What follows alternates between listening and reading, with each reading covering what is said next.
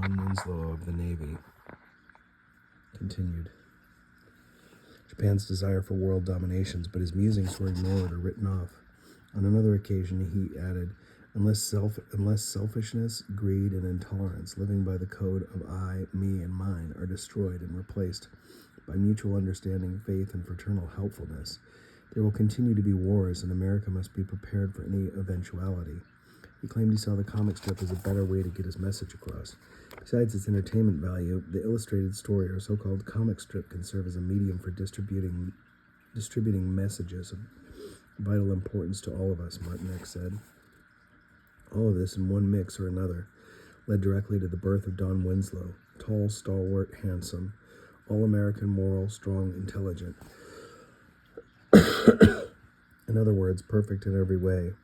For propaganda purposes, he was just the situation required. According to many reports, Frank Knox, publisher of the Chicago Daily News and future Secretary of the Navy, was called upon to help place the strip successfully with the Bell Syndicate in 1934.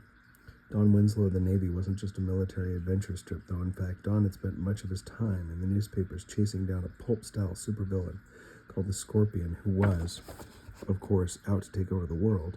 Although presented as an Eastern European type, the Scorpion was vaguely analogous to the fictional villain Fu Manchu, complete with mystical background, evil daughter, and specialized minions.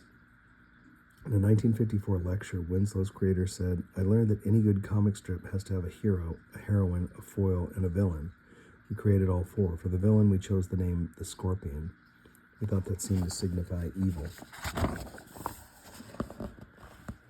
Winslow was, like his creator, a naval intelligence officer, so he moved around a lot of investigating crimes, spies, and more, almost always in relation to the Scorpion and his vast Scorpio organization.